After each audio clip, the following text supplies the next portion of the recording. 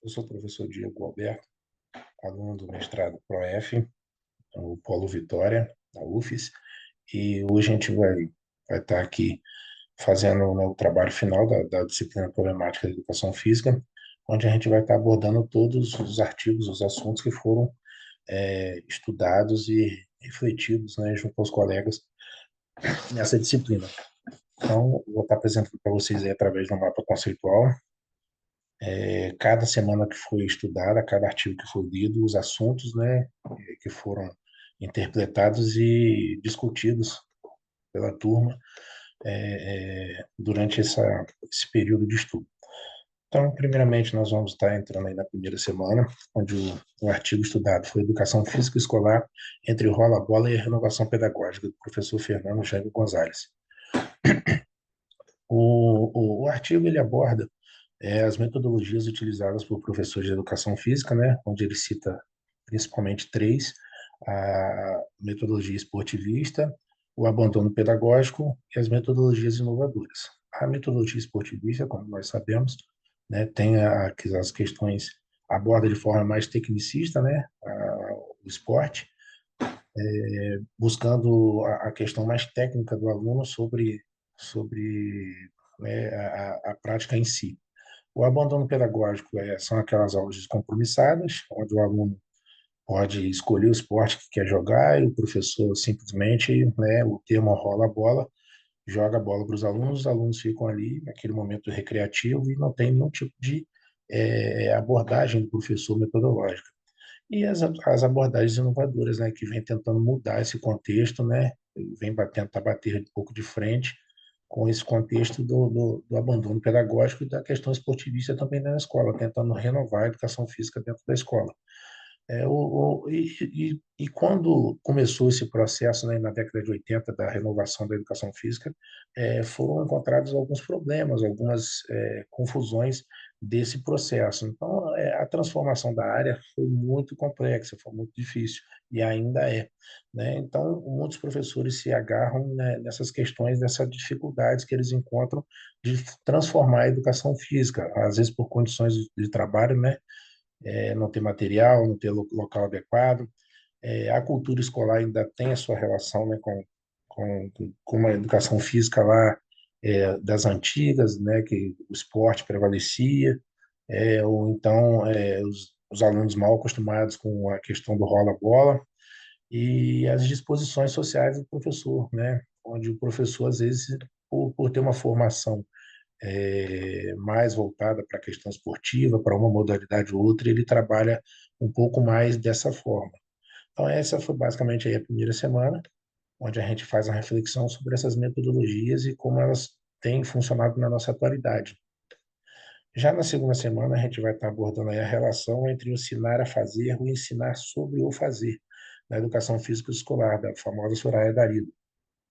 Então, ela cita os modelos tradicionais, né, com ênfase no ensino a fazer, ou seja, aquela abordagem mais da parte técnica dos esportes, ensinar o movimento, né, e também ela fala das questões inovadoras, renovadoras aí do conhecimento sobre o fazer na educação física. Né? Então, as abordagens renovadoras, elas mudam um pouco esse contexto da questão técnica do movimento, onde elas preferem que o aluno faça o movimento por si, não tenha uma técnica tão apurada, isso não importa tanto para essas abordagens renovadoras. E isso também causou, né, uma dificuldade no início, e causa até hoje, né, dessa metodologia conseguir se implantar realmente na escola, porque o desconhecimento das abordagens renovadoras, né, eles achavam que aquilo estava jogando no lixo toda a educação física passada, a questão dos esportes, né, então houve uma dificuldade de interpretar essa renovação da educação física em primeiro lugar. E, assim, outros aspectos também, como, por exemplo, na sala de aula, os alunos davam menos trabalho, porque quando veio essas abordagens renovadoras, os professores começaram a entender de forma errada que a, a, a educação física iria trabalhar muito mais a parte conceitual, né, da parte teórica da disciplina e isso causou uma confusão.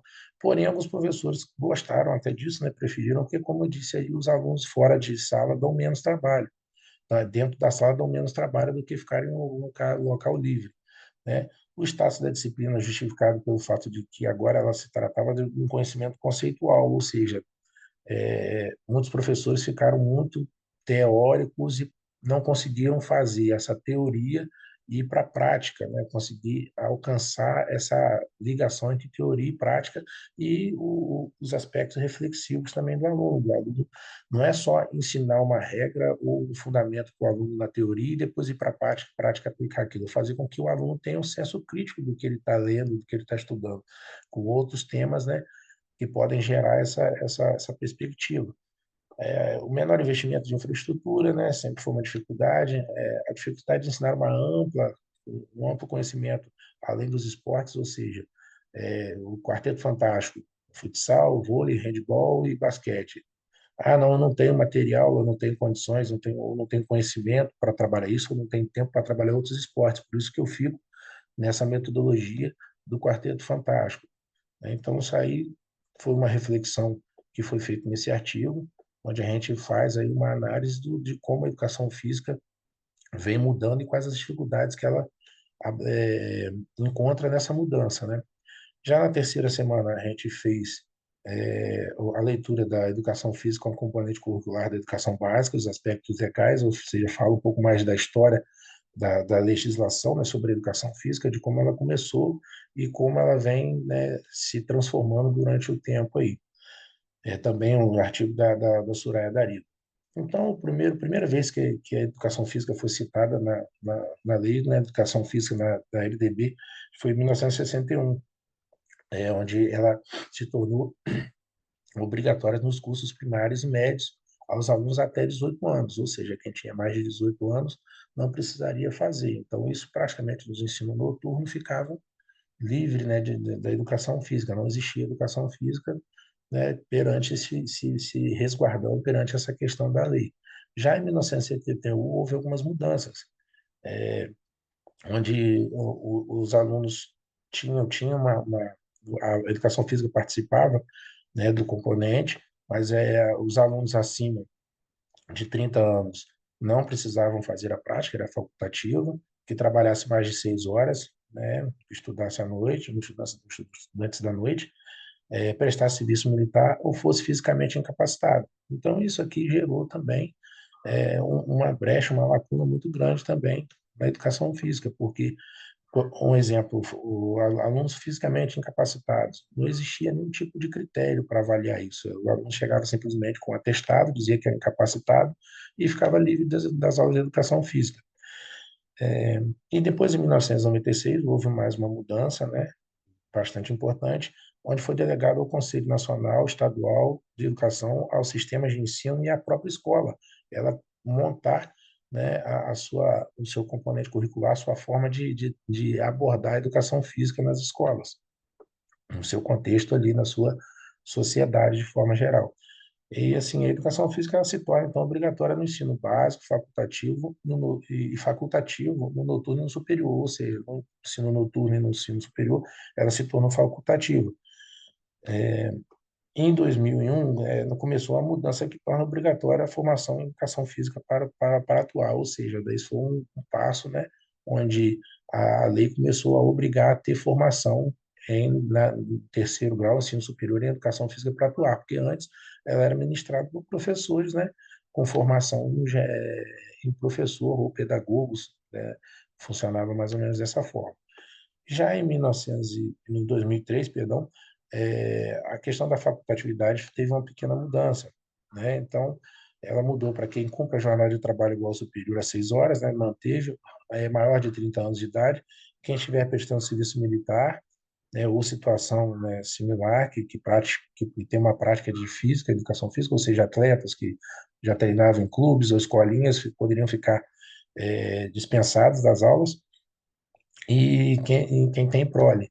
Ou seja, infelizmente, trouxe um retrocesso pelo fato de estar vinculado a áreas aos critérios práticos da educação física. Então, essa facultatividade meia vê a aula só como uma prática, não vê ela como uma questão de outros aspectos, né, que a educação física pode abordar. E o outro assunto também que o artigo aborda são a dispensa dos alunos. Ele entra um pouco mais nessa questão da interpretação da lei. É, essas aulas, essa questão da dispensa dos alunos, ela é também bem complexa de ser avaliada porque deixa muitas lacunas também. Uma das coisas que faz a dispensa dos alunos aumentar, por exemplo, citado pela autora no artigo, são as aulas fora do período de outras disciplinas, ou seja, no contraturno, muitos alunos não vão, alegam que não podem ir, ou que têm algum outro compromisso e acabam se afastando dessas aulas de educação física. Os critérios de controle de triagem das dispensas são muito frágeis, ou seja, o aluno chega com algum tipo de atestado, algum tipo de às vezes nem atestado médico mesmo, mas já consegue uma dispensa, e a escola deixa isso aberto. A inexistência de notas bimestrais, muitas escolas ainda adotam isso, a educação física às vezes não tem nota, não tem, né, isso gera uma dispensa, e a cultura de que a educação física não faz sentido, não se perde de ano, que é repassado entre um aluno ou outro, né? Então, esses critérios aí de da dispensa de triagem fácil, deixa aí sim algumas perguntas, né? Você sabe, faz se questionar por que esse aluno está sendo dispensado. Então, qual é o real significado da dispensa descrito na lei? Quais as condições que o direito do aluno ter essa dispensa? Quais os motivos que levam os alunos dos anos mais avançados a ter o maior número de dispensa desses anos do que os anos iniciais? Qual o motivo em que algumas escolas, as aulas de educação física, serem realizadas no horário de contraturno? Então, são alguns questionamentos que são feitos, que acontecem aí em uma boa parte, né, da rede escolar, às vezes, e uma desvalorização aí da educação física. Agora nós vamos aqui para a semana 4, onde a gente estudou o afastamento e a indisciplina dos alunos de educação física escolar, da Soraya Darido, Fernando Jean Gonzalez e Luiz Luciene. Aqui os autores vão estar abordando esses dois tópicos, né, o afastamento dos alunos da aula de educação física e a disciplina dos alunos. O afastamento dos alunos é tratado com eles como criado por alguns problemas que ocorrem dentro, né, da metodologia do professor, ou da forma que a escola trata a educação física, ou uma questão até também cultural que existe dentro da educação física. Ela fala da relação dos conteúdos tratados ao longo da educação básica, ou seja, a repetição desses conteúdos, o professor todo ano trabalha os mesmos esportes, as mesmas coisas, não tem uma variação, isso, né, traz um afastamento dos alunos. Os alunos começam a enjoar desses temas aí. As aulas no contraturno, como eu já disse anteriormente, que afasta os alunos também, os alunos fazerem as aulas num período diferente do horário escolar, às vezes não tem transporte, às vezes trabalha, não pode ir, tem algum outro a fazer, ou alguma outra ocupação, isso faz o afastamento aumentar também. Um insucesso, né, e a exclusão nas aulas. O aluno que não é, tecnicamente bom, não tem uma habilidade para praticar aquele esporte, ele acaba sendo excluído e se afastando dessas aulas, que é a metodologia que é esportivista, que a gente tem que mudar esse conceito um pouco. A questão do gênero, né? Geralmente as meninas se afastam mais, aí cita até a questão que as meninas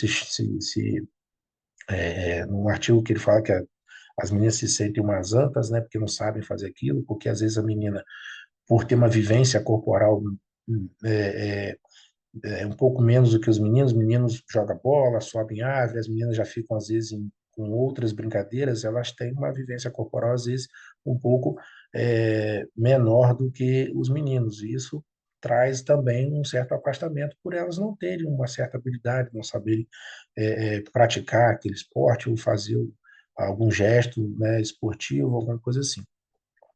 dispensa com certa facilidade. Como eu disse lá anteriormente, os alunos, né, têm uma facilidade muito grande de ter essa dispensa das aulas de educação física.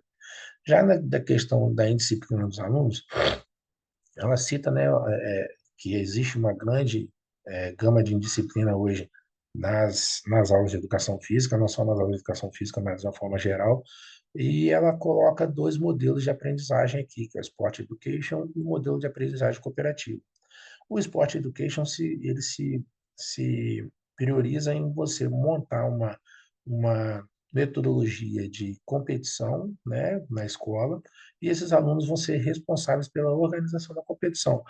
Enquanto as duas equipes estiverem jogando, uma outra equipe vai ficar responsável pela arbitragem, por exemplo, a outra pela organização de algumas outros fatores da competição. Então, ela faz uma educação através dessa competição, do esporte, onde eles aprendem a se respeitarem, aprendem a conviver, e a modelo de aprendizagem cooperativa, onde procura fazer de forma cooperativa uma aprendizagem, onde os alunos vão estar aprendendo a interdependência positiva, a responsabilidade individual e de grupo, a interação estimulante, preferencialmente face a face, ensinar os alunos algumas práticas interpessoais e de grupo são imprescindíveis, né, para esse trabalho em conjunto, e a avaliação do grupo, ou seja, o aluno aprende a conviver no seu grupo, aprende a respeitar as diferenças, aprende a ter uma convivência junto, né, de forma grupal.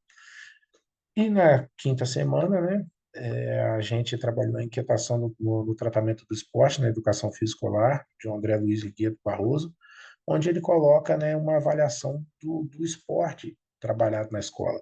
O esporte na escola ou o esporte da escola. Porque existiu, como eu disse anteriormente, quando surge em 1980 a renovação da educação física, surge esse questionamento do esporte na escola, como que ele vai ser trabalhado? Porque era um esporte totalmente tecnicista, né, e vem as abordagens renovadoras tentando mudar um pouco isso. Então surge aí alguns questionamentos, né? O porquê ensinar o esporte na escola?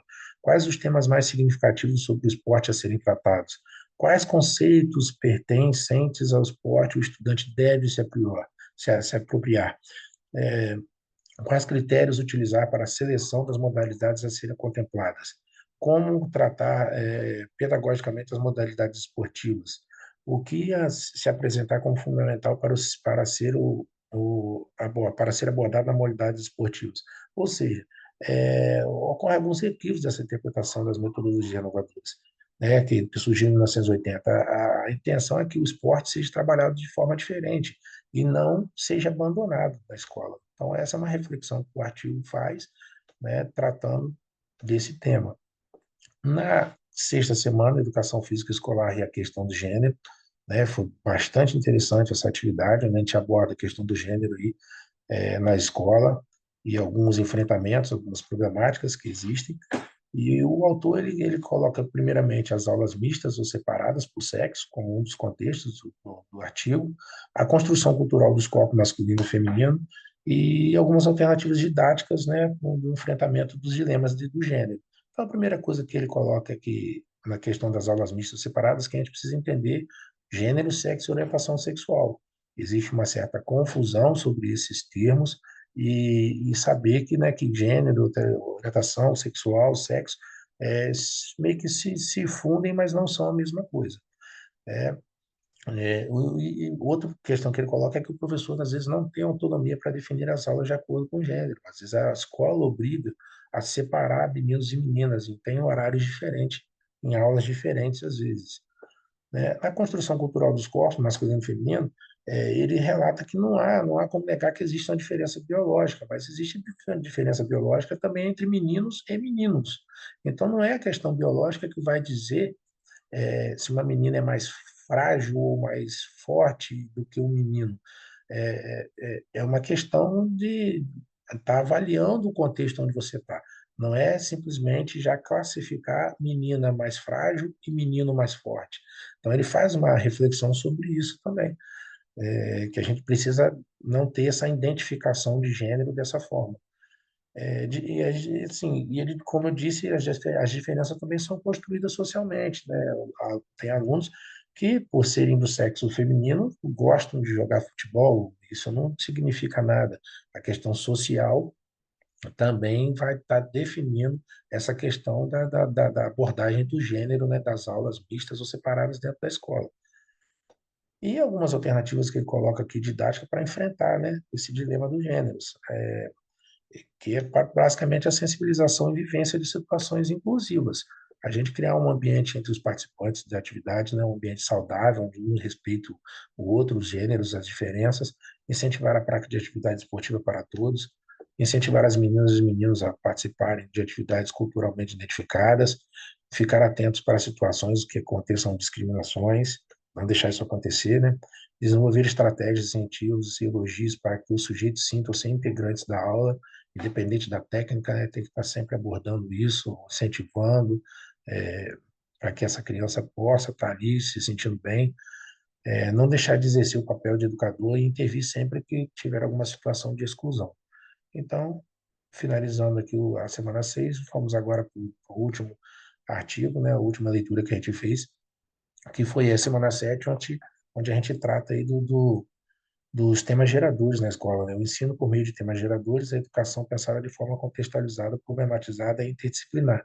É, Esse artigo ele é muito pautado na metodologia de Paulo Freire, né? Onde ele usa muitos temas geradores, e ele relata a questão principal, central do artigo, é que não é possível promover a transformação com práticas de ensino engessadas. A gente não pode ter ainda aquela visão de que o aluno é apenas um depósito de conhecimento, a gente vai chegar lá, colocar o conhecimento para ele, e ele vai estar absorvendo aquilo e pronto. Não, o aluno ele tem sua interpretação do seu mundo, né, de onde ele vive.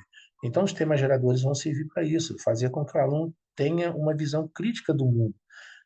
O conhecimento dos educandos se transforma em temas geradores, né, segundo Paulo Freire.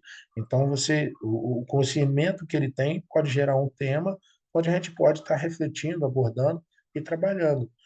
O conhecimento não deve ser só aprendido, e sim refletido pelo aluno, né? Ele tem que saber interpretar o que ele está aprendendo e, às vezes, até discordar, né? Então, a praxis, né, segundo Paulo Freire, né, nesse sentido, ela parte do princípio que a prática permeia a reflexão, ou seja, a prática gera uma teoria que você vai refletir sobre ela e vice-versa, né?